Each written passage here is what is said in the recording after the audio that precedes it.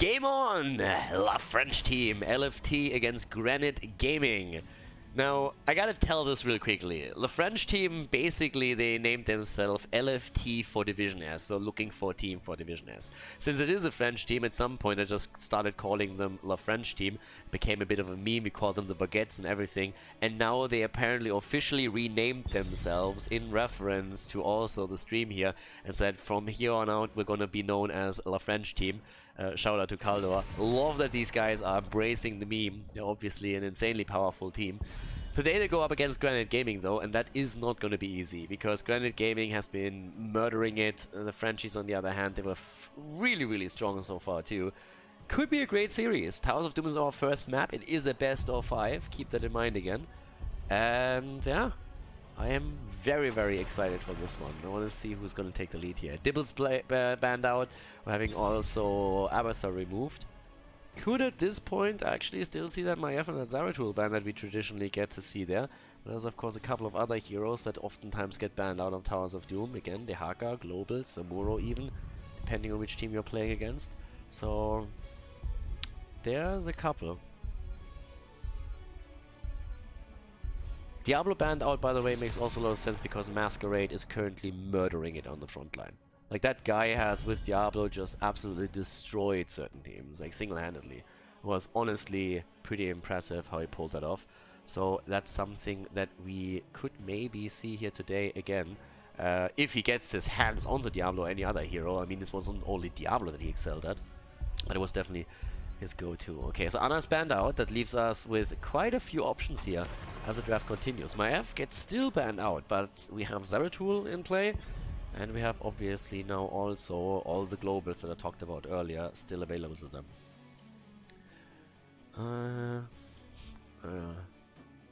First pick. Yeah, there we have him, Zeratul. Now all eyes on Jaina. Do you pick Jaina if you're the French team? Or do you go just all in with this one? I mean, obviously as the French started out, there was a lot of jokes being made about them not taking fights and just calling for retreat, but they are defying all stereotypes. They are going in, aggressive, and we have immediately a Tyrael pick for Masquerade to make sure that they can drop the Sanctification. So they're just saying, hey, if you want to have Jaina, you want to burn 2 cooldowns, Masquerade is going to negate that immediately, and then you are 2 cooldowns down. So I would still expect the Jaina pick on the other hand. And a Nubarak with that could shut down Tyrael pretty quickly. You get a quick Cocoon in, get the combo off. Yeah. A Nubarak and Jaina would be a solid setup. Here comes the Torana Jaina. Henning. He got me with an April's Fool's joke, that little bastard. Yeah, we were in the middle of a cast for Division S, and then all of a sudden someone is like, oh my god, Henning apparently, he's dropping out of Division S. And I was like, oh my god, what happened? So there's a tweet that he sends out and he says like, guys, good and bad news, I got promoted at work. I won't be able to put in the time any longer with Heroes of the Storm, sorry, and I have to drop out. And I totally didn't think about the day, and that little fucker there just completely got me live on stream until the first person pointed out, Khaldor, what day is it today? And I'm just like, oh my god. So yeah, the admins were already talking about getting in contact with him, asking who the next player is going to be for the team. So yeah, he probably had a bit of a laugh there, for good reason too. Kind of fell for that one. It was a good one. It was well thought out. Dehaka gets banned, so our global that we highlighted earlier is now taken out. With that Jaina and Tyrande set up, we've seen the ban against Garrosh, as the front liner was still missing. Actually surprised that they're banning Garrosh. I would have banned Nubarak, to be honest with you. So, the Frenchies, the Baguettes. Oh, they're gonna pick here Thrall, fair, Malf. Grant us strength. Could see a triple front line, to be honest. I mean, Quasar on Thrall has already quite some solid damage output on this one. If he goes through the Chain Lightning.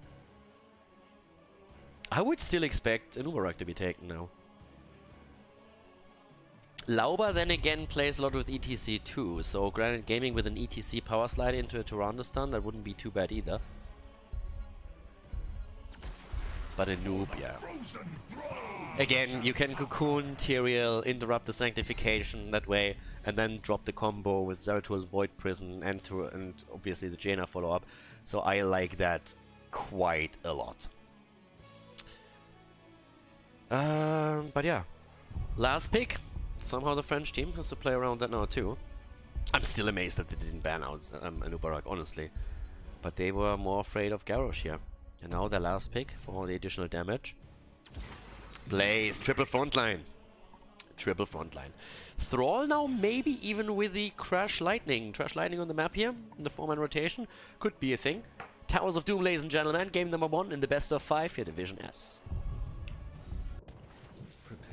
Our first game in the series with the Baguettes on the left side, the French team with Banana H on Malfurion, the Quasar on Blaze. Thrall, played by Beyonce, still going the Echo of Elements on level 1. We have Masquerade on Tyrael. His interaction with Zeratul is going to be interesting. He's going to try and deny the Zeratul Void Prison Ring of Frost combo with the Sanctification, but that's where Anubarak comes into play with the Cocoon. Tobos on Hanzo. We have Lauba on Set Anubarak for Granit Gaming. Fury on Leoric. We have Tai on Zeratul. Henning on Tyrande. And Swamgrotta is playing Jaina. Had to adjust his nickname because it's a little bit too long. Doesn't fit the A anymore at the end. So yeah, let's see how this is going to to work here. Okay, already in the middle, a little bit of a brawl, but as you can see on the minimap, the heroes have taken the side lanes and are trying to push out those lanes quickly enough to get a slight lead in XP. Unlikely to happen, but still. We're also having on level 1 now the Legion of Beetles. Even more chance of dropping one of these bell towers if you have an opportunity for that. Tai on the Zeratul again, trying to put some damage out here at the bottom of the map. And talking damage, already they're zoning. Good old Malfurion, and Banana H gets squashed like a banana. He gets peeled and dropped. Yeah, that's a quick kill. And that's exactly the power of that engage with the Anubarak. And also the follow-up damage. Henning in particular, of course, great on his Tyrande. And then you have Swamgrotta with an easy kill right there. Now in the top lane, we're still seeing Leo taking his thing, and obviously is going to try and make those rotations later on between the mid and top lane to allow the 4-man to be a bit more decisive. We're already having Lauba sniffing out the left side here, trying to see if maybe that camp gets taken by the blue team. That isn't really the case. So they're instead starting to try and interrupt them here with that little play. 10 stacks already for Thrall, who's really getting the numbers in here. Beyonce is not really good at shaking it, but at the same time also really getting those numbers in on the level 1 talent. We'll have that second charge available soon. Trying to go for the quick wolf, but Lauba is a little bit too fast. But I like the approach. Look at this. Banana H and Beyonce immediately coming in from the top, coming in from the left, trying to get the double connect in. And that's exactly what you need to do there. They've shown great synergy in the past. And that could have definitely been a huge problem for Anubarak, but Lauba reacts quickly here. And now we're having them also with the talents taken on level 4, first of all. Well, Hero gets actually stopped as the camp is claimed. Okay. Yeah, trying to make that play, and he is down. Nicely done. Talked earlier about the French team and how strong these guys are, but then again, they're going up against Granit Gaming, and they are extremely powerful these days. So, with that said, we're now having the first triple altar phase ready and on the map. 16 stacks, 17 now for Thrall. He's gonna complete that in record time. I mean, we have seen a couple of Thrall players in the past completing that around 2:30. But yeah, he's definitely gonna get that done just with the next wave here. A little snowflake up at the top as Quasar is running away from Fury. He's not the only one on that lane. We're having Tai ready and trying to get a camp for his team too, which obviously means that it's a 3 versus 3 for now at the bottom of the map. But not for much longer, because Thrall is rotating in as well. There's beetles everywhere on the other hand. And there we have it. Channel already at the top left, top right. Even exchange and bell towers. Interrupt again, double interrupt even. Tobos and Banana H. I like that they double channel this, but they always need to make sure that they're not standing on the same spot. That would be the best play there. Can go for the play. Core gets fired. 32 against 36. The first objective, I mean, it really does usually not matter in the long run too much who takes the extra bell tower. I mean, it does and it doesn't, right? So if it comes down into a photo finish with only a few points left on each side, then obviously it plays a big role. But in general, a lot of the games are still decided by teams trying to get the momentum and really claiming bell towers and running the game through that. As long as you're not getting completely obliterated at the start through this, you're fine. But now we have the early level 7 and another kill. Thrall is dead again. Wow. They're really doing some work here. And again, I come back to my question from earlier. Why wouldn't you ban an Uberak here? They were scared of Garrosh. And I can understand that they're really disrespecting the Garrosh plays from Lauba. But if I see that Tyrande and Jaina already set up, an Uberak is my immediate go-to in my head when I'm thinking about what to ban next. And then again, if you're already playing with Tyrael, trying to use the Sanctification against the Void Prison Ring of Frost combo, or just the insta-kill combo, then an Uberak is another hero that can interrupt that. Now there's another kill. They're murdering them right now. Totally unexpected from my end. Again, Granit Gaming plays fantastic these days, but so do the franchise. And they are, in this first game at least, they are getting slaughtered. Absolutely slaughtered. The Zeratul first pick, the follow-up with Tyrande and Jaina. It's an absolute dream composition that we're seeing for Granit, and they are just rocking it here. We are only 5 minutes into the game and they're already claiming the bell tower at the bot lane. And Uberak, of course, playing a big role here too, with the beetles that he can take. And this is a little bit bonkers. I mean, now we're having also the Subterranean Shield, which keeps Anub a little bit safer. Zeratul is already zoning at the bottom and is getting this one. They're taking the camp at the same time. They're doing everything at the same time. You don't want to jump in there, dude. Like, Masquerade playing with fire here. Okay, Nature's Cure keeps him alive a bit longer, but Ty is already on the job and can't quite deliver the kill. Still going in for a bit of damage, and there's another shot fired. Boop! And one hit against that core. 32 against 25 now. They took massive hits with this one.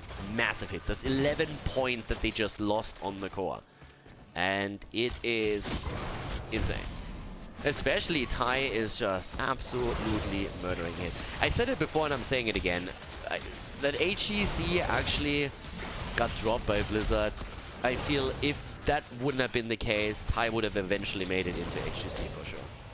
I mean, that guy is currently playing such a fantastic Division S setup. Every single tournament that he plays in, he's delivering. Before that, the Nations Cup, he absolutely excelled there. And I feel if he would have joined the team and got the regular training with all of the scrims that were happening in the HCC days, he would have definitely excelled in the long run. Obviously, then you play also against a lot more seasoned and experienced teams and veterans, but still, that guy is definitely delivering. Level 10 now on both sides. It gives us the Earthquake. That gives us also the Bunker. So there's a lot of tools to deal with the wombo combo of Granit Gaming. But I'm just waiting for that combo to be set up for the first time. And Granit Gaming has taken the lead, but they are not really that far ahead yet. It's really the bell tower at the bot lane. That's the biggest asset that they have right now, or the biggest advantage that they're running here. And Ty is just busy on the map, just moving the entire time, trying to see if he can maybe get a kill against Blaze, help with the kill against Thrall again. But here comes the Cocoon as they're trying to go for Hanzo. The rest of the team is there too in the back line. Void Prison setup so far, not executed. They're going with a stun for Hanzo. Gets a bit of damage in, but Banana H is in trouble, and there's the double Void Prison. Void Prison is in. Where's the ring, baby? No ring just now. Sanctification not used yet either. They're still fighting. And Slamgrota had all the time in the world to go for the ring, but he didn't. Now we're having a Uberak about to drop Malfurion as Zeratul has already fallen. The rest is falling down here, though. The ring comes out as a defensive measure and doesn't do enough. And boom! The Frenchies, they're taking that baguette and they're hitting them hard over the head with it. Down they go. Quad kill, 1 for 4 trade, and Masquerade gets the channel. Not wasting any time to try and reclaim that bell tower. We know that this might become a bit of a problem. 25 against 29 at this point. And yeah, the Void Prison was there, but they didn't feel like the ring would be a good solution at this point. You could really tell. They were hesitating. They were saying like, nah, Tyrael is already in there, and Uberak is busy at the left. Cocoon is on cooldown. Sanctification will probably ruin it. So they played this a bit differently, and now that bell tower gets reclaimed, and the franchise are saying, that's the reason why we are so strong these days, and you're just not getting that easy win against us. That's not happening. 25 against 29, 12 against 12 on the board, 13 coming in for both of the teams. And there's the invade again, or at least the attempt. But that game is definitely starting to become as interesting as we were expecting it to be.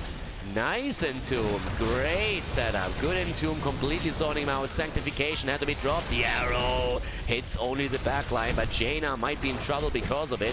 Ring of Frost is going to come back in just half a second. They could make the play right now. Void Prison for Zeratul is also nearly up again, he's already looking for it. but was too far away from the rest of the team. Nicely done here, though. At the bottom of the map, they're starting to move in for another drop onto that bell tower. Well, the baguettes are definitely using those to clubber down the heroes on the side of Granit Gaming. The Swedish team at the same time drops that bell tower again. Alright.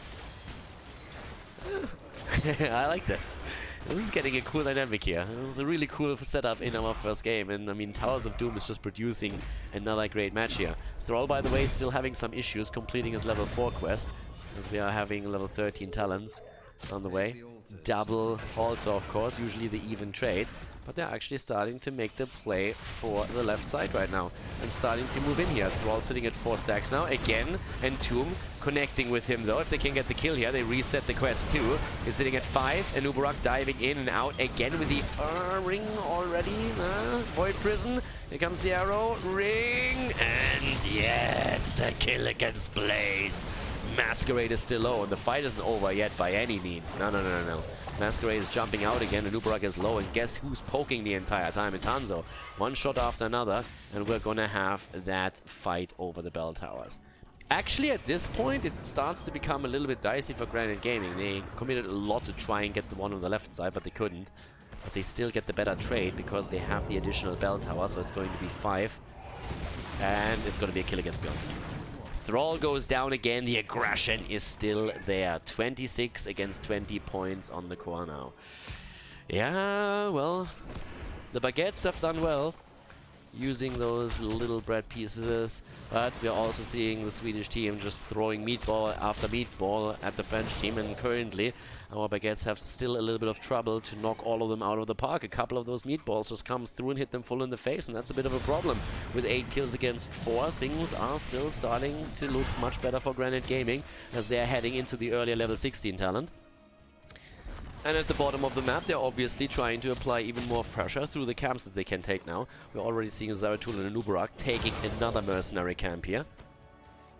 At the top lane is the rotation of the offlaners. They are just trying to get the rotation in, get the experience. Bot lane halfway down, poke from Tobos over and over again.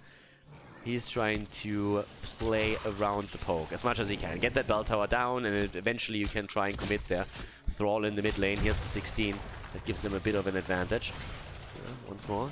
We're already having this epicenter. Big spike. And look at Leo, by the way. Leo went into the Unyielding Despair and the Crushing Hope. Not expecting to sit in too many team fights. Great for him for the solo lane. And to get even the individual value. Thrall is dying again. Thrall is getting jumped. Tai just always looking for another kill, and this time he finds it. And that couldn't come at a better time. We have a triple altar now approaching, and Thrall is going to be dead for at least 20 seconds of that. Also, the mercenaries are coming down now too. This is a massive problem right now. Even if they just lose 2 of the altars, that's an easy 10 points right there. And the camp at the bot lane is all going to move through too. And look at Granit Gaming, they're actually making the play for the top left now. Zeratul is getting the channel at the bottom of the map, that's 5 shots fired. The mercenaries at the bot lane, the pumpkins are coming through too. We're seeing them down to 15 points on the core already. And the mercenaries are going to make it in there eventually. There's the channel. I don't really think they can get this one though. Should move someone to the side. Zeratul is already active in the middle. Uh-oh. Yeah, masquerading it, boys. They've seen that meatball coming, and they're absolutely willing to just knock it out of the park for that home run. But they can't lock Tai down. Another 5 shots, and we are down to 7 single digits for the Frenchies. 23 on the other side. The Swedes at this point looking strong with this, but the game isn't over yet. The Void Slash on the other hand. Oh. Now, of course, both of them with the 16 talents. Experience 38,000 hero damage. Again, Henning, the arrow! Oh my god, he barely gets out of harm's way there. This time the Entomb doesn't do enough. It kind of isolates the Quasar a little bit, but it's not really something that they can force just yet. They go for a tie. That's not a kill there yet either. Stuns are coming out everywhere, but this time Henning actually misses. They're still trying to make the play for Blaze himself. Blaze moving out. Swamgrota doesn't get the connect, but Nubarak does. The Owl connects too, and that's the kill. And the setup for kill number 2 as Hanzo is down to... Yep, that... Ooh, the Sanctification and the Void Prison immediately on the spot there. The ring and the kill, nicely done. And the Thrall Earthquake is slowing them down for a moment and at least delivers the kill against Tai. Not only Tai, Lauba dies too with an Uberak. Both of them down. The Frenchies again firing back here, but they're still losing Thrall. Another big drain coming out with the Entomb attempt, but it looks like Fury is going to bite the dust. And he does. 3 kills against 3, and we're looking at 7 kills against 12. But still the control over the bottom bell tower, as Svamgrota is trying to zone them out a bit and trying to hold on for that just a bit longer. Already moves in. He's going to have the assistance of him soon. There's the arrow, and Svamgrota, did he overstay? He might have. That could have been a kill if Banana Age would have been able to close the gap there. Talking about closing gaps and talking about kills, there's a bit of a trap set up with Dequaza on the side. Single altar on the map. And he is gonna try and get that set up. Nobody knows that he's here just yet. They're trying to claim this now. And they're going for Leo again. Fury's about to fall. Fury goes down. We have Fury down. It's a 5 versus 4. Leo obviously is going to come back a bit quicker. Again, the interrupt from Tai, but he already gets followed by Thrall himself. Beyonce just popping out of the portal there. Trying again for the little channel. And this time Tai won't be able to make it. Yeah, the interrupt doesn't connect. Good attempt, but doesn't work out. 3 shots fired. And there we have the core on the side of Granit Gaming going down to 20. 7 against 20. At this point, looking at Owls just connecting on the map again, but the bot lane is going to be reclaimed now. This time they're going to get it. Especially, of course, thanks to those pumpkins. 37,000 damage on Jaina. And the French team is starting to get some control over this back again. 54,000 damage on Hanzo himself. They're starting to make the play for Leoric once more. And Fury, this time he doesn't want to get the trade value here. They're also putting the damage on the Tyrael himself. Triple Entomb! And in comes Zeratul again with the extra damage. The Cocoon against Thrall already bursted down. Drops the Earthquake, gets the connect. The arrow again going far and wide. Not connecting with anybody here. They're trying to get the stuns in against Masquerade on his Tyrael, but this time they can't get in, and the poke is just absolutely real. Tai goes in, has the Void Prison, where's the ring? The Sanctification negates the play as we have the Jet Propulsion locking down 3, and again the counter-aggression from the French team as they're trying to get the kill here. Leo at the front once more, all of the ults already being used. As we have both of the teams retreating and not a single kill just yet. What a game. What an opening game into the series here. The bottom of the map has taken some damage again because of those pumpkins that were taken earlier. So now we're having Lauba really locked down here. He can't die at this point. He just can't. You have a single altar again appearing on the map, and that one's in the middle.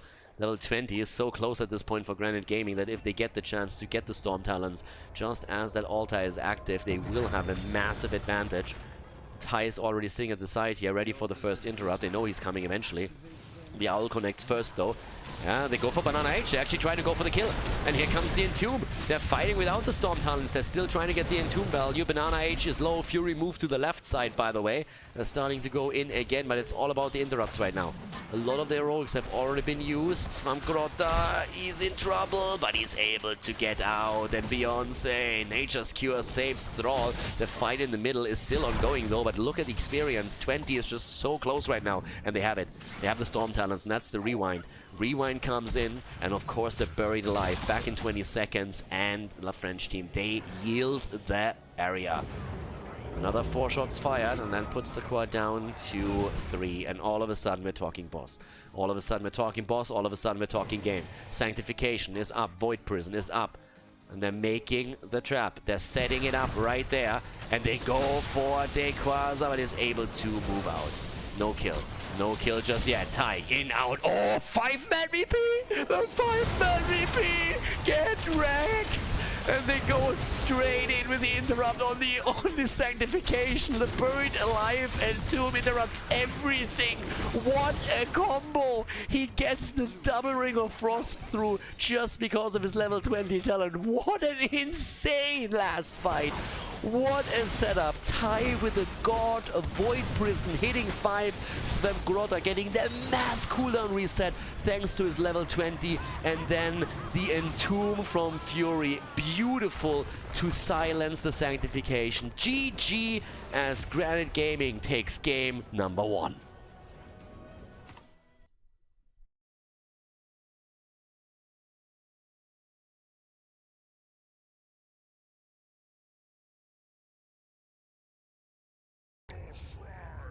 Game number 2! Granit Gaming with that insane combo at the end of game number 1, winning it there. I mean, the 5-man Void Prison was already pretty sick, but then the cancel of the Sanctification because of the Buried Alive Entomb on the side of Leo was just insane. And even Sven Grotta on the Jaina, we're getting maximum value out of the level 20 talent and the cooldown reduction for the double Ring of Frost pretty much. Absolutely crazy. So definitely not the end that the French team was hoping for, but again, they actually fought back in that match and made it a lot closer than it initially looked when we had the French team just lose hero after hero in the early game, and they totally fought back on this. And here comes the Nubarak ban that we already highlighted as a possibility in our first draft of the game. Now with Infernal Shrines, again, let's see what exactly we're gonna have as the bans and the early picks here. Zeratul and Maiev both making, or one of them making it through. I'm kind of questioning that a little bit. There's the ban on Maiev already. And given that the French team actually has first pick this time, I could totally see Granit Gaming playing this from a better safe than sorry perspective and saying, okay, if they don't ban Zeratul, we're gonna ban it. Because you don't want to give that over here too quickly. Then again, Diablo is a hero that Masquerade really carried on in the past, and so Granit Gaming might feel that it's better to ban out Diablo, since Dibbles, of course, is pretty good on Infernal Shrines too against them. There's a Zeratul ban, actually, doing him a bit of a favor, even. But I expect Diablo to be banned, I don't know. Diablo could definitely be banned here. What else could they get rid of? Let me think for a second. I would probably just ban Diablo. Again, Masquerade is great on the hero. Let's play it safe there. And they do. Okay. Makes a lot of sense from their perspective, given what we've had so far. So yeah. Now, what we're gonna have for the first pick, we're gonna see a play around Tyrande. Hanzo again. Tobos with Hanzo once more. I got a bit unlucky with some of the stuns in the last game. A couple of the arrows went through there. One of them was actually so close to Tyrande. I mean, honestly, the draft from that arrow just definitely messed up her hair. How that thing didn't hit is still beyond me, but yeah, either way, Hanzo in play again for them. And now for Granit Gaming, Henning with Tyrande, I assume. I mean, he is the Tyrande player, yep. And Sven Grotta immediately with Jaina. He's like, you know what? Last game was fun, cold snap on 20, yeah, I can totally see that again. So let's go once more and get that cooldown reduction into play. Obviously, Jaina on this map is also pretty sweet because she gets the AoE out on those shrine fights. And once we have that, that's another big asset to have. But yeah, Tyrande for Henning. It's like the go-to hero for him. Checking in. Ooh, early cooldown with Anna. Alright. Seeing Anna in play once more together with cooldown, so they're not really focusing on the frontline just yet, which is going to trigger another frontline ban from Granit Gaming. Depends a bit on what they want to play right now, but Garrosh is still up. Johanna is still up. We had Tyrael also. Could be another one now that Jaina is in play for the ring. And that banning Johanna. Very likely we're going to see the Garrosh pick now for Granit Gaming, unless the blue team bans him out. That's a big question. Do you ban Garrosh, or what else do you ban at this point? Can still ban damage if you want to. Could, for example, be Reyna. Banning out Reyna is another possibility. But with that heavy of a tank focus in this entire setup, there's definitely a chance that you ban something out there. The problem is if the French team now bans out Garrosh, then Granit Gaming picks another one, and they are still very limited then in what they can take. Now, we have seen Imperius, of course. He could be played. We could see also a setup around Mal'Ganis, even if need be. I would say that this is pretty much last resort, but since Tyrael is also up, they're not going to run out of options there anytime soon. So they actually ban Garrosh. which would allow Granit Gaming now. Tracer Muradin. Tai finally gets his Tracer. It's been weeks every time Tracer was banned out against them and maps where he wanted to play them. So right now, we're going to see that played right away. Tracer once again.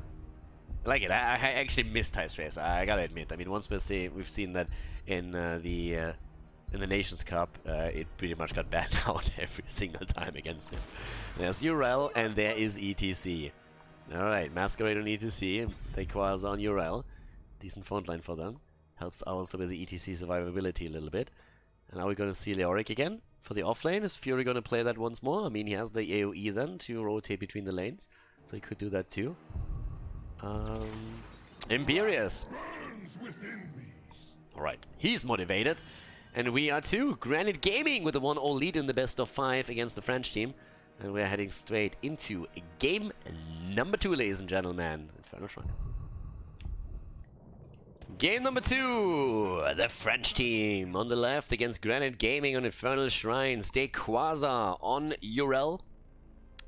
Banana H on Ana. Beyonce on Hanzo. Masquerade on ETC. And Tobos on Gul'dan. On the right side of the map, Henning again on Tyrande. I actually don't even know at this point if we have to mention that anymore. We kind of only have to mention if he's not playing Tyrande, which actually doesn't really happen all that often. Fury on Imperius, Swamgrota on Jaina. We're seeing Lauba on Muradin. And we have Tai on Tracer. Let's get this party started. Ready to roll with this. So, we're having already at the... Well, for the talents, so first of all, we have Pulse Strike taken. Pulse Strike on level 1, we're seeing the perfect storm here, so trying to get additional value out of the stacks from Lauba. The setup is actually pretty sweet whenever Imperius makes a play into this too. You have all of a sudden a double stun with the lunge and also the Stormbolt follow-up, and that's of course ideal for Jaina.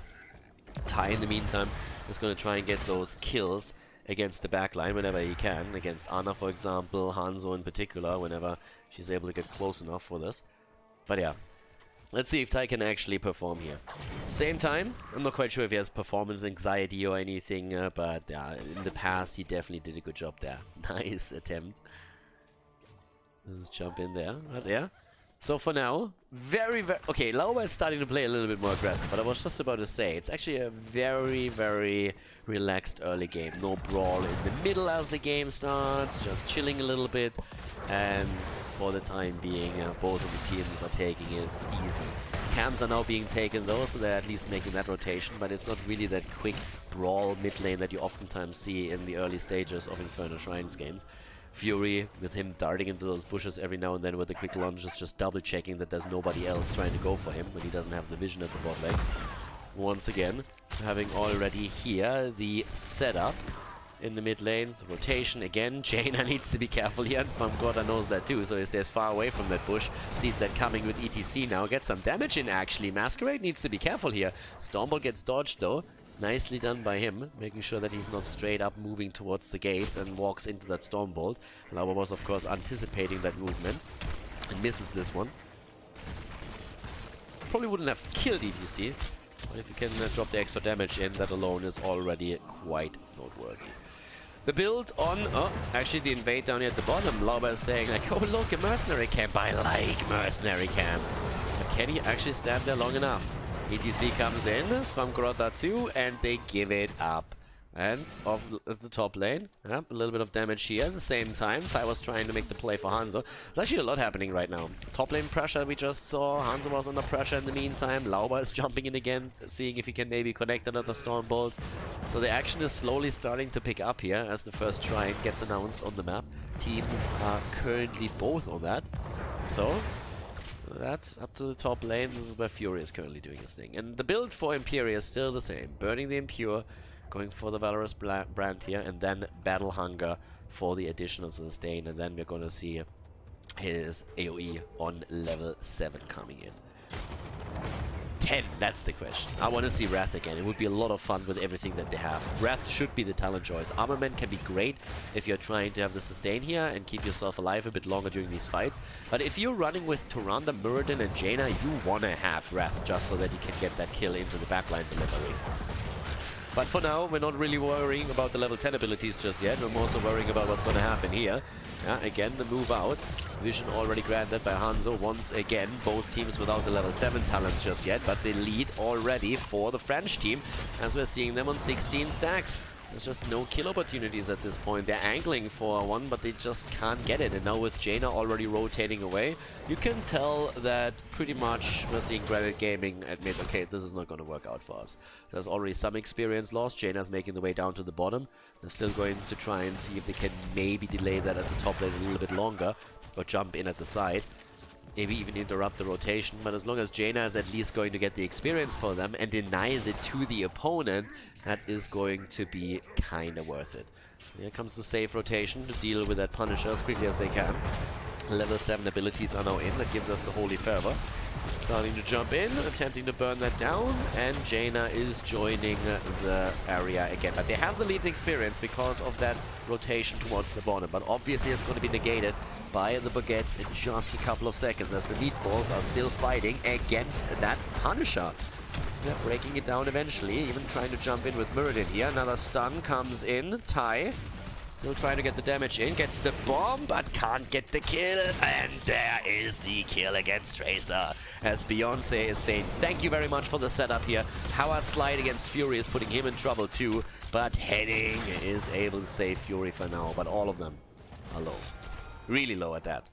So yeah, jumping away from this one. First kill here for the French team, and all of a sudden they're also slightly ahead in experience. Urel wasn't even here for all of this. She was still rotating. Dequaza's just jumping around here with a little doggy and is getting things set up here.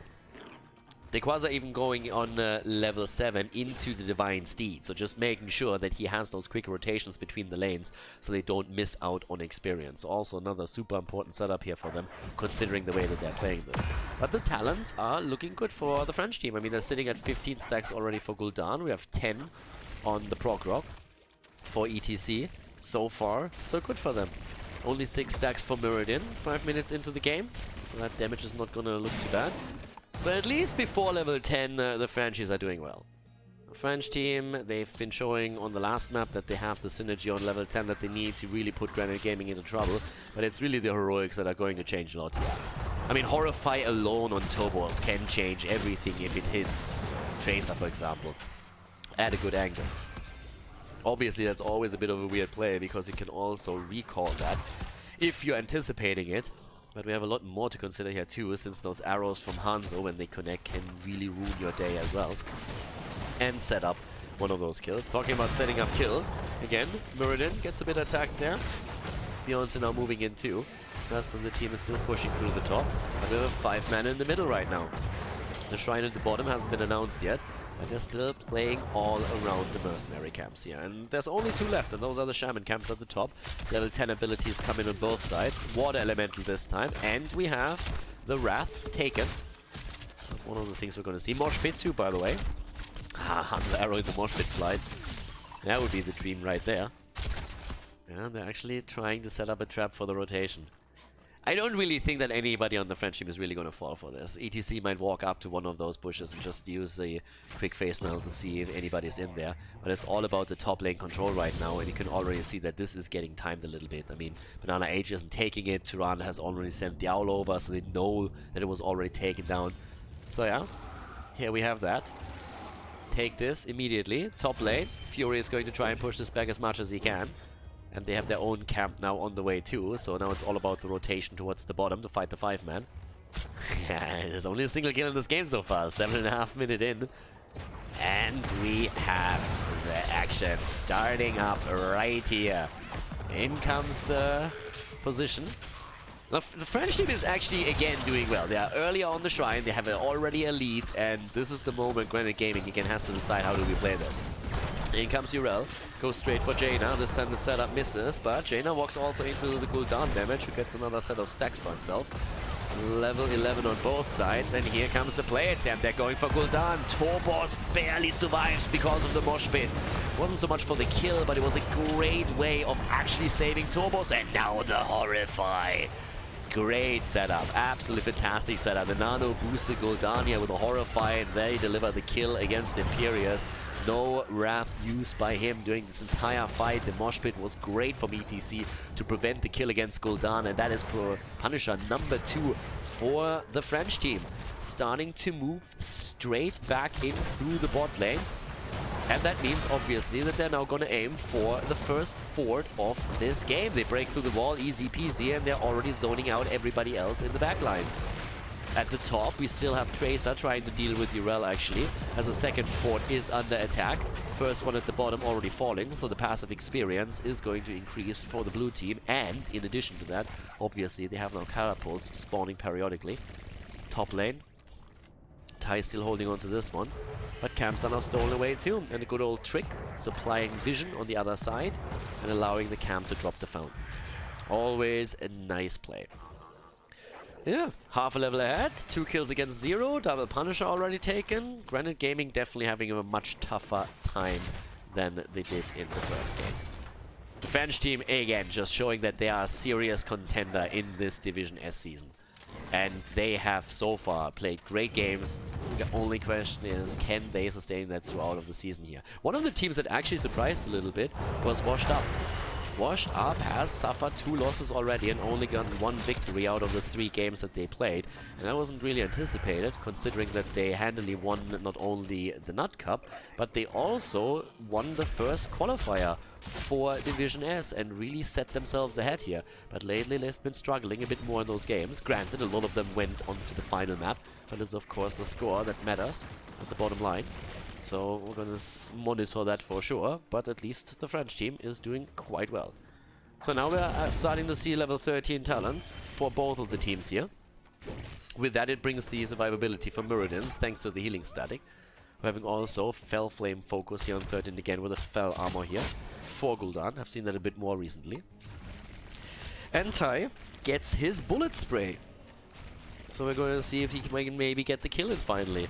So far, he didn't really have the game that he wanted. He died once against the setup topside when they were fighting for the for the first Punisher, actually. Yeah, and he didn't really get the kills in yet. They had one good setup against Gul'dan, but then the Horrify came through and they couldn't get the kill. It was also the mosh pit that saved there at the end because Imperius couldn't make the move and lock the target down even further. Lauba is of course still working on his baseline quest, sitting at 16, so he's missing another 9 stacks. And he's going to get the Pierce and the cooldown reduction, which is going to be absolutely crucial for him. Yeah, Henning gets hit here too. Gul'dan, he gets his stacks together, not quite as quickly as he probably wants to, only sitting at 22, so it's a bit questionable if he can really get this around the time that he gets the Ruinous Affliction on level 16. I like the way that they are controlling the top lane though, that they are not allowing that fort to fall too soon. Eventually it's obviously going to die, just looking at how low it is in HP, but they're currently holding on to that for as long as they possibly can. Nice invade attempt here, but Fury is already not only sniffing it out, but just anchoring the play here. Problem is that the fort might now finally fall because Quasar is pushing this in and saying like, yeah, I had enough here. Fury also needs to be careful, and yeah, this should be the end of it. Yeah, that fort is down. That, well, okay, maybe not. The fort is still there. That thing just doesn't die. That thing just doesn't die. I mean, it's again for the Shrine. This time we have the red team in the better position. Stormbolt misses against Masquerade though. And they're starting to go for it. The 16 talents, that's the biggest problem. The Frenchies are going to get that soon. And at this point, I'm not quite sure Granit Gaming is going to play that. Do you still fight this even when your opponent has the lead? Do they rotate away? They're about to lose the top fort now. We have already Jaina here in the middle, and there's the 16 talents. Ruinous Affliction is in. Gives us also the Templar's Verdict. But we haven't really seen a decision on the side of Granit yet. And they move away again. They move to the top lane, trying to hold on to it even longer. They might even snow. The kill. That doggy was only good for 1 single hit, and that was all that was needed. Swamp takes this away, provides the vision over the wall, and they can take down that fountain. So now Jaina is a little bit far out though, gets the water elemental in there. And is actually able to move away. The rest of the team was already starting to rotate towards her. Now we have level 16 though, but there's another big Punisher, and this time, oh, yeah, that was a close call. This time it's an Arcane Punisher, and that makes things even more dangerous. 2 kills only, but this is the 3rd Punisher in the hands of the French team. And they're playing the map beautifully well. They have 3 forts already taken down, massive lead in structures on the map. Here comes again the attempt of Khaldor to get a bit closer to his first baseline quest, or to his level 1 quest completed. That Stormbolt missed, so did the Ice Shard, so no slow against ETC either. They were hoping to slow Masquerade down to force at least the slide. That didn't quite work. Still a bit of value here in the middle, but in general, I mean, Granit Gaming is just falling farther and farther behind because they're losing out on structures. It's a miracle that they're able to stay this close and experienced in the first place. Shows that they're having great rotations towards the minion waves. Are able also to control those camps quite nicely and grab some extra experience through that. So you have to give them a lot of credit, actually, for not falling farther behind in XP. But the problem still is that they're just really having trouble making these plays right now. And they're trying to set something up with Lauber here at the side. See if they can maybe get a bit of value here in the middle. And, yep, they're burning this down really, really quickly. This could be a total freebie for them. Hanzo has already used the arrow, but it was soaked by Fury at the side, so that wasn't a long connect. The fort is nearly down, and as soon as we're seeing Jaina just once again approach it, it is going to fall. I think even Murden could just Stormbolt it at some point, but they can definitely buy their time a little bit longer. But now that passive experience is starting to become an issue. I mean, you can take a close look at it here. Passive experience lead is already at 3,000, and that is quite noticeable. Another 1,400 just through the hero kills. What really keeps Granit Gaming so close in XP is the difference in minions, minion experience. And that comes through Granit's rotations onto the lanes and catching all these waves. Lauber again, low, might have to jump out. But plays it safe. Doesn't use the cooldowners yet. They want to re-engage into this, obviously. They want to, at some point, force a fight. They don't want to wait for 20 with that. Top lane gets abandoned for a second. Urel kind of getting murdered there for a moment, but not even baited into the ult yet. They're starting to isolate ETC and try and make a play for him. That didn't work out either yet, but it just might, as Masquerade is low and he's down, and Hanzo has also fallen. Granit Gaming with a double kill, and they are back to business here. Lauber, he wants the Stormbolt, and is he gonna get it? Yes, he does. The Horrify is enough to keep Tobos alive, though. Pushes, at least tieback. And now they have the momentum that they needed. Now they got a little bit more momentum here, and it's the top lane that they're going to focus on next with the next Giant. So they could send someone down into the middle and drop another fort, but obviously they want to take this one as well. This is going to be the fallback point, the retreat point for the French team, especially with the Fountain once that the Shrine is active.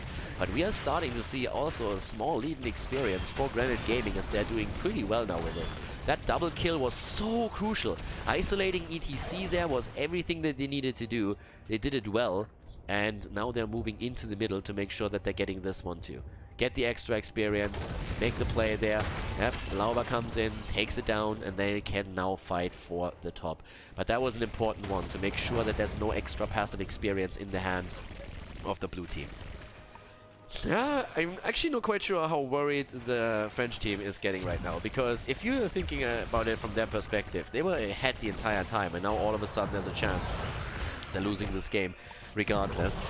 All of a sudden their opponent is ahead in experience, so you have to question, okay guys, what's happening here? Do nerfs play a role with this? They're coming in from behind. There's no ult yet for Khaldor. He has it up again, and he uses the Horrify immediately. Tai trying to go for the kill here. Everybody low. Look at Fury, look at Tai. Both of them have trouble. The Mosh Pit comes through against Lauber, but he is still surviving. He had the Avatar out already, and another Stormbolt is connecting us. They're already trying to go back into the line against Tobos, against Khaldor. They're making the play here. They're getting the connect, and they look for the kill. Khaldor down, and Tai takes down Ana. The Punisher still taken by the blue team, but the fight is raging on as they're looking for even more kills, and they're locking down ETC, and that is the end of him. Not only that, Hanzo dies too, and that's a quad kill. They're even making the play for Dequaza, and Urel is not going to get out of this one. Full 5-man wipe, and they are not giving a shit about the Punisher. Punisher moves in, is completely ignored. Nobody cares about that guy. Instead, they're moving straight onto the fort itself. They want a core here. They're going to go for the core. They have the level 20s right now, and this is once again Granit Gaming with 7 kills against 2. They're making the play. They got the team wipe up at the top lane. It was close, very close. Tyrande and also Tracer, both super low during most of this, but they are going in, and they are going to claim another victory here in this best of 5 series. A 2-0 lead for Granit Gaming as they are taking down the French team on Infernal Shrines. GG, well played.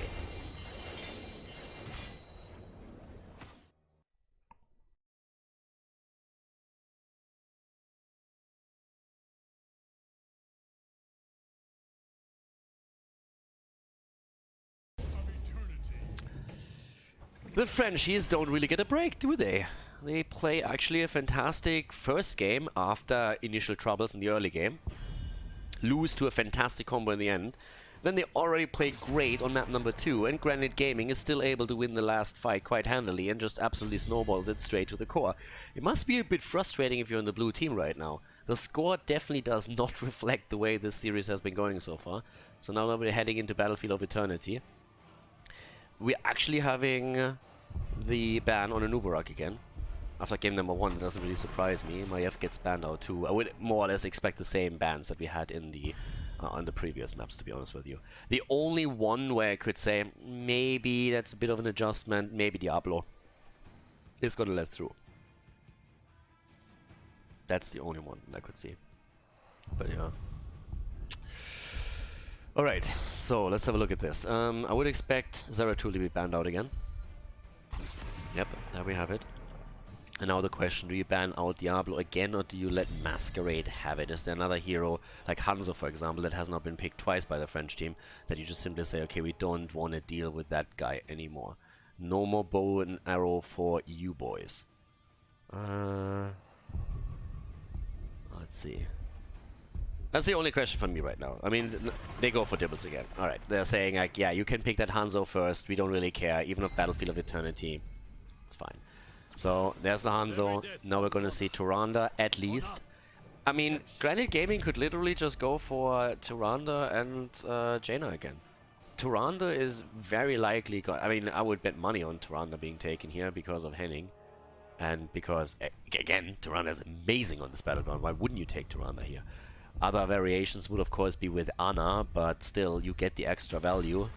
It is. And Li Ming this time for Tai. Ooh, okay. Tai on Li Ming. Nice. So now we're actually going to see how that works out for them. He has a pretty mean Li Ming too, and he proved that in the past as well. So now he gets the Tyrande support on that. The French team, are they going to play with an Ana composition again, or are we going to see Malfurion? Yeah. Still a couple of players. Ana and Garrosh. Okay. Ana and Garrosh currently put into play here.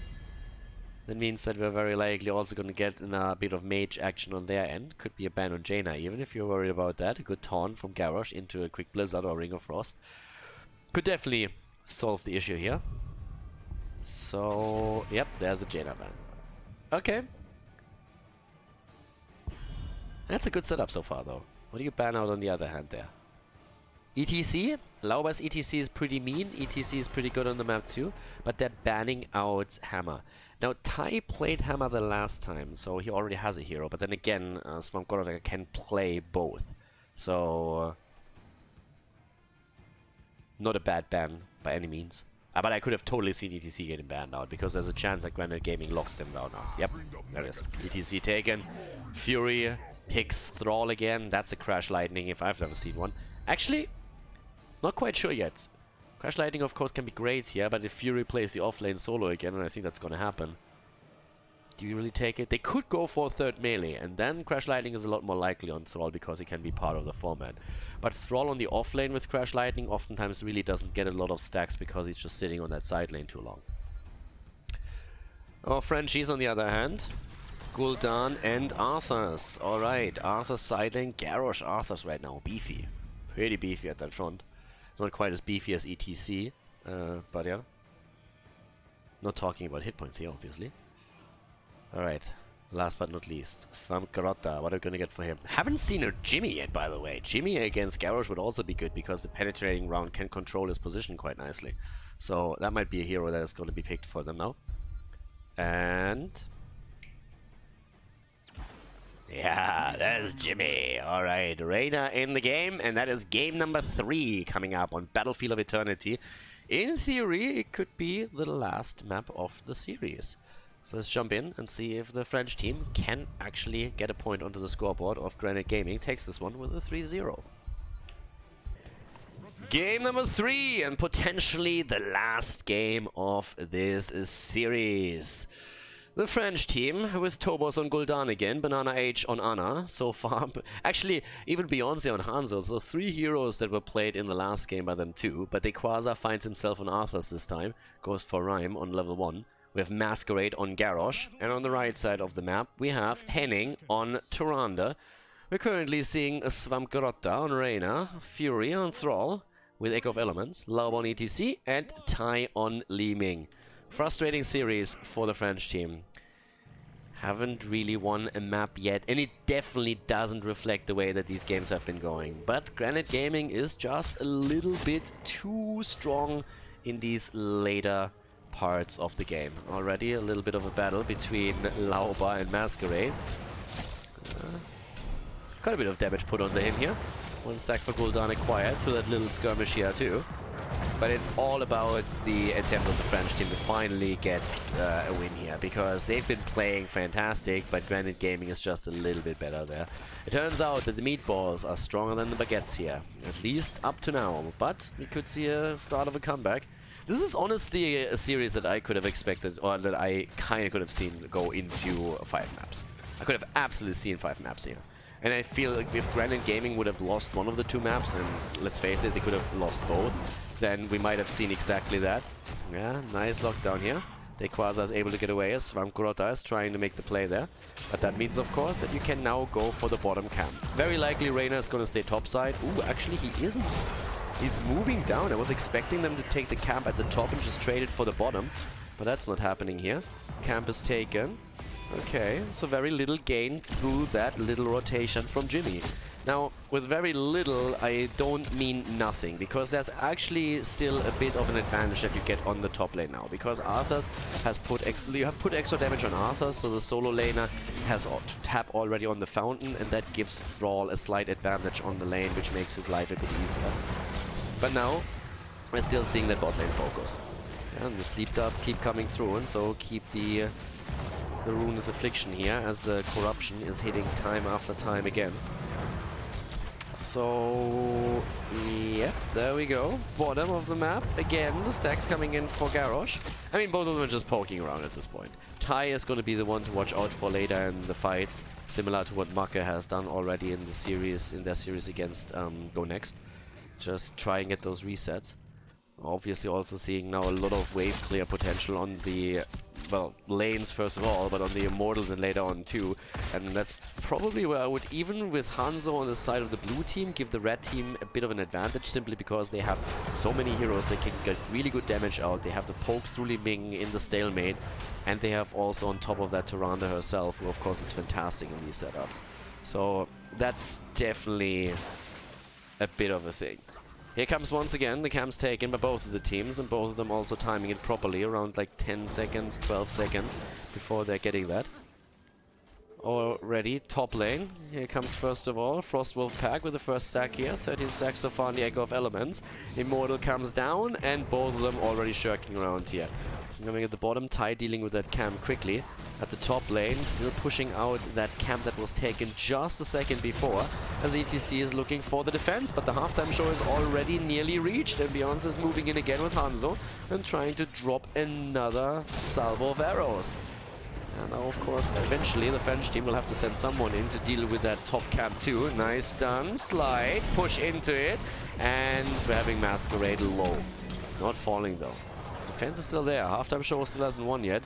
And Tai has now started to get some damage in himself down here at the bottom. They're actually rotating in for this. Tai is incredibly low. Like, he definitely needs a helping hand right there. And Tyrande is so far a bit too far out. But they're nearly equalizing this. Very close now between the two, but the halftime show will be won by the French team. They're going for it already. So there we have it again. Halftime show completed. 6 versus 6. None of the teams is going to get an early level 7 here, and they're just going to go for the race. But as I said before, I really feel that the red team has the better race potential here, and is going to burn that down a little bit quicker. Seems like the French team agrees. They're actually trying to defend, while Hanzo is still doing his thing on the left side. And that might just give them the first objective. ETC comes in, goes for the defense here himself, yeah. Waits for the stuns now, pushes him in, tries to get the second, and Hanzo is taking a beating here. He's still able to get quite a bit of value, but who's going to win this? And it is Hanzo. Yeah, it was a close call there. ETC might fall too. Actually, it's instead Garrosh who's in trouble, and he goes down. Garrosh in trouble, he's obliterated, but the Hanzo show definitely won the Immortal for the blue team. Now, of course, the main question is now, with one hero dead, how much value are they actually going to get out of this one? Yep, there we have the Immortal already up at the top. Lauber is already zoning, and they're burning that down easy peasy. Little value that's going to be given. Thrall completes his quest at least, but obviously has also lost the stacks on his level 4 talent, so he has to reacquire those. Arthas, by the way, hasn't really gotten a lot of stacks on his level 4 yet either. Hanzo instead went for the full build here with the scatter arrows, simple geometry, serrated arrows, and the never outmatched here. So full focus for him. No dominance for Tai on Liming, just saying. Went instead into the additional charge blast, so a lot of damage if he's able to connect all of this. That's going to do a lot of work then later on. Doesn't quite have the same ability now to jump in with Calamity to try and get the kills and keep himself alive in the process with dominance. So that's definitely something to consider here as well. Thrall is making the rotation towards the top again. I mean, the first one hasn't really done too much. It's pretty much a bit of an equilibrium here. The first objective, because of that Garrosh kill, hasn't really accomplished as much as the French team expected. It was a good kill from Granit Gaming's perspective. Lauber has also done a fantastic job again with ETC defending, and it kind of showcased also why ETC can be so strong on the map. He waited around the entire time until the stun circles were there. Then he pushed Hanzo into the stun circle and stunned him into it, and that nearly dropped Hanzo. So ETC more or less, without the help of Ana, honestly, Hanzo would have died and he would have gotten the solo kill with the help of the Immortal. And that's why ETC can be so strong here. And another perfect setup. Oh my god! Masquerade nearly falling there, kept alive by Ana several times in that encounter. It just shows how unbelievably explosive from a damage and kill perspective the setup of Granit Gaming can be here. The Immortal now coming back into the map in just a few seconds is going to be huge.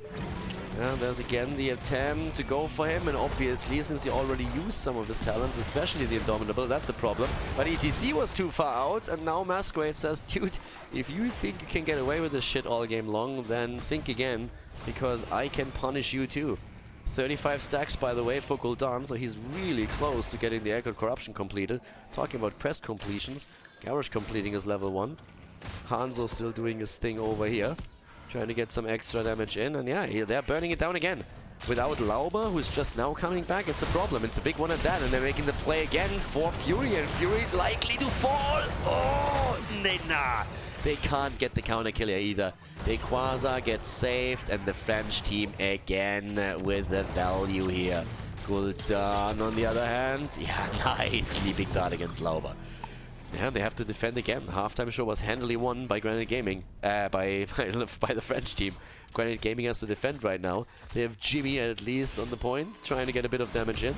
But you can tell that this is starting to become a problem. Look at the experience. Level 10 is so close now. They have it. Quest completed. Level 10 is in, and that is the sign that you have to get the hell out of there. Like, get out right now. That's a big one. That's a big one now. 10 versus 10 at least. At least they have heroic abilities. But once again, the French team is the team that really starts to dictate the pace of the game and just forces Granit Gaming to react here. And that push could be super dangerous now. One Horrify, one Taunt, and you're toast. Arthas is already thinking about the flank. Arthas is sitting right there for the flank. He wants it. EDC with a stage dive into the back line. They're trying to go for turbos. Nano boost, and he goes down. Gul'dan is dead, and Masquerade is low. Army of the Dead obviously already popped by Quasar. Everybody's low on the other side too. Here comes the power slide again, but Masquerade wasn't even touched by it. Immortal is still obviously fighting. Tai also a bit low here, but gets kept alive. Beyonce, ooh, the arrow on the last bounce. Beyonce with the IQ 200 plays right there. Rocket scientist confirmed, calculated, that's all I say there. And the fort goes down, and well, now Gul'dan is also back to business and starting to make his way over here as the Immortal gets blown to pieces, but that last arrow just absolutely hit. They go in again, and Lauber, oh my god. Wow. I mean, he should have died there. We have the blue team doing work. Lele Bleu as they are starting to take the map here. 3 kills against 2. Already the approach down to the bottom of the map here. Hans on 26,000 damage, by the way. And yep, with that, we're having also now, of course, the next town's coming in. Look at the quest, by the way. 4 stacks now on Thrall. Still struggling with this a little bit. Prokrog also not completed yet, but he's close. And the camp's gonna be taken. Thrall sits at the top lane. This is actually one of the most annoying things when you're always in that position. When as Thrall you want to try and complete your quest and you're always in that minion wave and you just have to force yourself to never press that hotkey. And it's always so tempting to just rock that through and then doop, all the stacks are gone. That happened at the beginning when that it was introduced to more than one player, I can tell you that much. So with that, ETC is still sitting there. It's obviously about experience at this point. You want to make sure that for the next Immortal you have level 13, as does your opponent. And from an experience perspective, they're still looking good. It's just a problem when it comes to gaining control over the Immortal. They're actually trying to steal this one away. Thomas is moving into that and sees what's happening here, but they're still getting zoned by Lauber on the minimap. And that's going to be a camp stolen away. That is one tool that's not available. Oh, the arrow actually. Not quite sure if that cooldown was really the right one to burn here. They were hoping, I guess, for Gul'dan to follow that up with a Horrify, but that didn't work out, and now they are in a bit of trouble in the sense that they are lacking one big cooldown. Prokhor gets completed. That's a big tool now too. Tai gets away. That was important. They're not going for the camp here themselves. They just don't have the time anymore as the Immortal comes down. So yeah, with this, they're already going for the defense. ETC obviously has stage dive, so he can stage dive in whenever. In the meantime, he's getting experience. Here comes the stage dive, and they go for Turbos. And unbelievable. He gets saved by Masquerade. You gotta be shitting me. That guy was down to like 10 HP or something. The Horrify comes in, and they honestly just... I mean, you could have just simply spit on Gul'dan and he would have died. That was insane. Great play again by Masquerade, and now they're still in play just because of this. Earthquake already used, Lauber slides in again. Lauber maybe in trouble. Nah, but the nano boost on Turbos with a damage output. And Beyonce wants the kill with Hanzo, but he doesn't get it yet. Doesn't get it just yet. Swamp Grot at the side, dashing in, dashing out, penetrating round. Once again, lockdown, lockdown, lockdown, and Beyonce gets eliminated. Down goes Hanzo. The resets for Tai as he's trying to get another kill in. Again, the throws Masquerade, keeping everybody alive here. And they are playing a fantastic game. The Frenchies, I mean, they are honestly just rocking this one. Great performance by them here so far. Only a single kill from Granit Gaming. That looked like it would have been way more. They're doing fantastic on the Immortal right now. They're still doing well, despite the fact that they just lost one of their heroes. So now, Lauber pausing the game. I mean, apparently there's some issues on their end, but damn, that game is honestly getting nuts. Now, Fury at the top lane, he's going to try and catch the experience as the Immortals are repositioning. But you can already see that we're having the lead for the French team still on the objective itself. Now, that little time that is going to happen between that is probably going to be used to take this camp right over here. Most of the heroes can also still move back and tap at the fountain to re-engage into the battle. But if you look over at the heroic abilities, we still have the stage dive back up. And that's actually cool for ETC to jump into the backline. The last time that they did that, they nearly dropped Turbos there. He barely got saved by Garrosh. That was actually fantastic again by Masquerade. Like, his frontlining is insane. There's no 16 yet as a threat for any of these teams, so that's not going to be a problem anytime soon. They're currently looking at a setup where it's still all going to be about the level 13 talent. But obviously the main question right now is who wins the next Immortal, because with the fort at the bot lane already eliminated and the one at the top losing the wall, you can pretty much tell that if the French team takes this one too, not only is the fort gonna fall, you might be able to get even a bit more out of this, since of course the Immortals are now starting to really scale into the game. They have to let this one go, they can't take the camp. ETC jumps into the back line again. They make the play here for Turbos. The stuns are in, but they can't follow up with the damage. They're still holding on to the Immortal though. Big wave at the bottom of the map with a double catapult on the other hand. That's something that they have to deal with. Need to send someone down there eventually, and time is of course working in favor of the blue team. They know that too. They know that as well. Yeah, Thrall is already at the bottom, and that triggers an immediate attack, and the Immortal is starting to really fall. With the quest completed on Gul'dan, he gets the Echoed Corruption through too. And Thrall is going to make his way in just a second. Heroics are, by the way, all up again, except for ETC. Here comes Thrall. You need to get something done here, but the question is how. Who gets the engage? Who moves in? Oh, nice combo against Hanzo. Good combo against him. Nice damage also against Arthas, but just not enough yet. A little bit more poke happening. They're starting to push in aggressively. Blue team falls back. Good damage connecting from Tai once again, but it's not really forcing a kill yet. Raiders, they go down, and they're actually starting to burn this quickly, really quickly. They might even win this. There's the Earthquake. Arrow on the other hand against 2. Oh, the Horrify gets set up as well. Lauba is moving out. He's going to fall, isn't he? There's no Tyrande around. Lauba, oh, he dies. Lauba down, and they still haven't taken the Immortal, and the French team is going to claim this one too. It's a close one, but they take it. At least it's low shields from the perspective of Granit Gaming. But they really want to make sure that they are going to absolutely dominate this game right now. They know exactly what happened on map number 1 and map number 2. They on both maps, they were actually in a really good spot, and now they are in a setup where they can maybe finally put a point onto the scoreboard and maybe start a comeback here. They must be super frustrated after the first few games, and they're already using that camp that they just took to invade the fort early. But there comes the quick power slide against 2, and they go for Ana, and Ana is dead. Ana is down, Tai is jumping out, and they're trying to get the kill against Nequaza too. Oh my god, how annoying is Granit Gaming? I thought Team Russia was annoying, but these guys are a close second. I mean, look at this. They're getting the... You gotta be kidding me. They lose the Immortal, they lose the fight, they lose the fort, and then they go in and they take 3 kills immediately. I mean, this setup was perfect against Hanzo. The slide, the wolf, and then Tyranda's follow-up, and they don't lose anything else here. They're starting to lose more of the map, obviously, but they have taken the lead in experience right now. It's insane. It's honestly insane. Oh, this is really, really getting crazy. They're taking a camp here at the bot lane. They're trying to make the play for Gul'dan again. Uh-oh, with Henny coming in. Oh, the decision to go for that camp might backfire so hard. There's the Horrify, and there's the kill. Tai again goes in, gets the value. They're looking for more. They're looking for Masquerade, and this time they're gonna get him.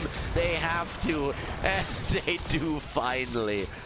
Oh, bad decision on the side of the French team to go for that camp. And now Lauba is jumping into the backline, forcing the ult out of Arthas. Fury is low, but Tyrande is keeping him alive. 16 is on the board with a level 4 quest completed by Thrall. We now get the synergy value with the Alpha Wolf on level 16. Pay them rent for Jimmy and the Mirror Ball for Tyrande, for Jaina. Living. I promise, eventually I'm gonna get the hero right. But yeah, they're actually just stacking those deaths now. 8 against 4, and they are starting the comeback. It's still gonna be a 5 versus 5 around the Immortal. It is still going to be a 5 versus 5. And we have the camp only available for the French team.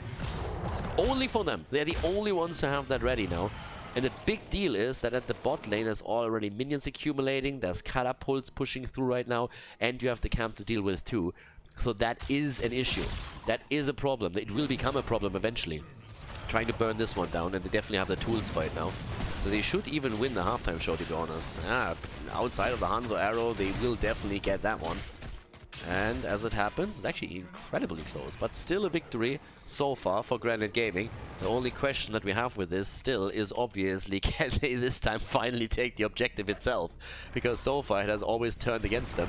ETC was at least trying at the bot lane to deliver a little bit. Okay, the poke is there. Hanzo's of course doing the same thing up at the top. Will have to join soon though for the fight. And they're zoning them out.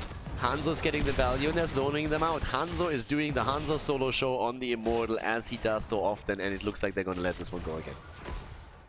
They're going on the bot lane. They have to fight here. They need to go for the kills. They're looking for it again. They're already going for the defensive position there. ETC can easily do that. He still has the stage dive up. Beyonce has to move back because of that. And they're poking down here at the bottom. And Svangrotta, the arrow hits Ty. And he gets away.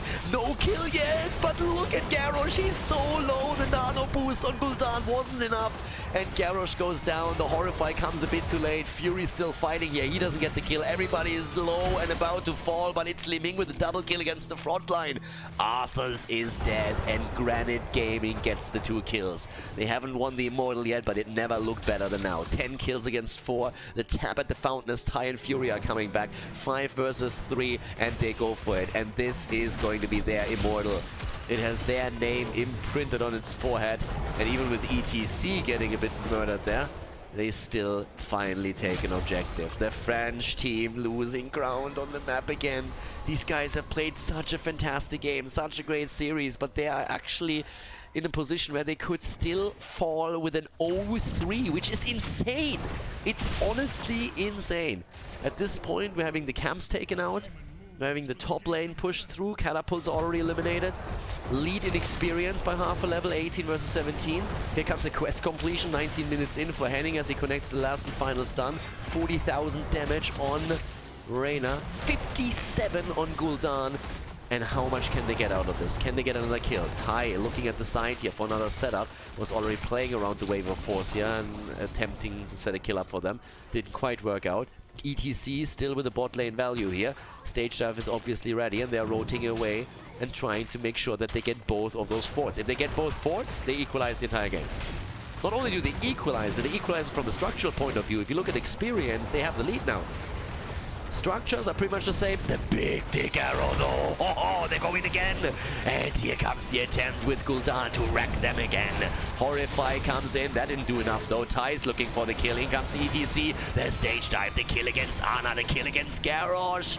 And they're making it happen again. The kill, oh my god. It's a full quad kill as ETC takes down Hanzo. And Ty delivers again with another blow up on Arthas. 14 kills against 4, 20 now on the board for Granit Gaming. In the late game, they are just insane. In the late game, they take the fights. It was a battle they were forced into, and they're even obliterating Gul'dan. A quick Bolt of the Storm, a quick slide, and that is that. Down goes the keep, and Granit Gaming, it is unbelievable. They just did it again. They're going to win this one 3-0.